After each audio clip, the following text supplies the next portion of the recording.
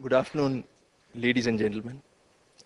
After a very elaborate introduction of me by Sri Sardana, I think I need to really live up to the expectations of the audience over here.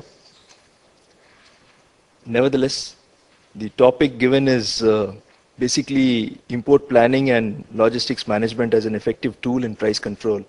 I will also try to elaborate to the best of my knowledge on the policy imperatives carried out by the Government of India. Well, before I actually start, I have made a few slides which may be of some relevance to what I talk. I can give you an insight about what is happening and how the STUs, the STEs, the state trading enterprises, are poised to take control of the situation and further the import of pulses in order for price intervention and better availability in the country. As you're aware, basically there are three sectors in which the country's income is divided. Pardon me if I delve a little into economics. Maybe for a couple of minutes I'll just give you a little background about what is happening. I'm sure you're aware of it, just for the sake of giving an intro to the subject as such. So basically, you see the three sectors that normally are there in any country's economy are the agricultural sector, industry sector, and the services sector. Fortunately for the country, we have been growing at double-digit growth almost for the last so many, maybe five-year plan years, maybe for 2, 3, 5-year plan years, we've been growing. But unfortunately, the agricultural sector has not kept in line with the growth what has been experienced in the services sector, namely basically, and secondly the industries or the manufacturing sector.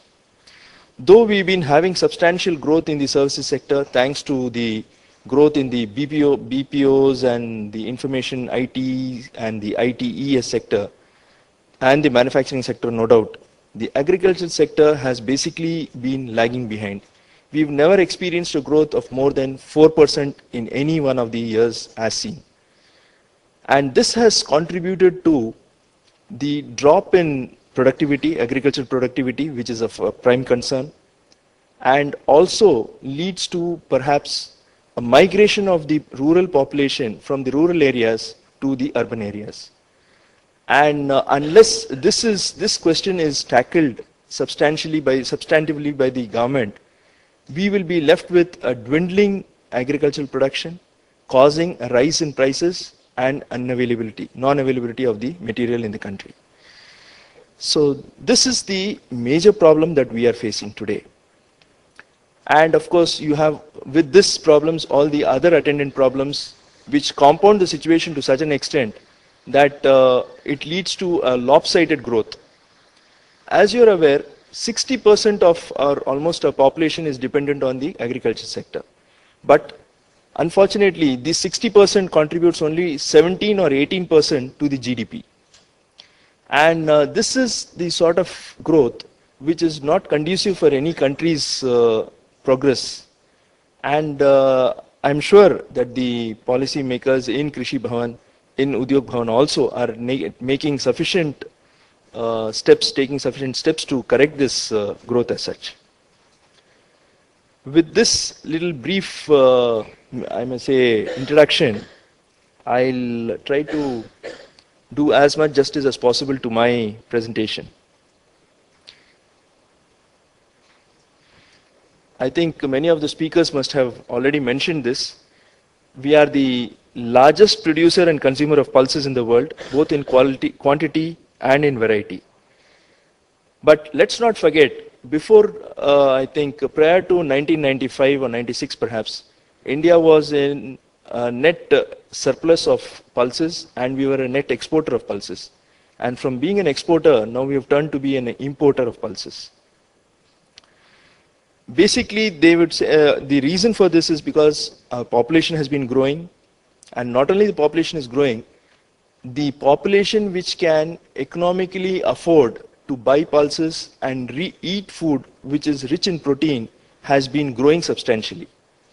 And this is causing a greater demand on the pulses, coupled with what I had mentioned earlier, that there's a drop in the production. This is causing the pressure on prices. Basically, we are Indians, majority of the Indians are vegetarians, and the single largest source of protein for the poor in this country is pulses. And we are trying to, as the next point tells us, we are not self-sufficient in pulses, neither we are self-sufficient in edible oils.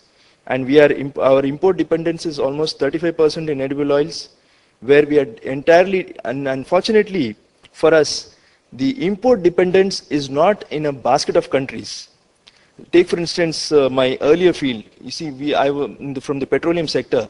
In case one country refuses to give you oil, you can always go to another country and take the crude oil from them, and probably tune your refinery to manufacture as per the raw material which is available.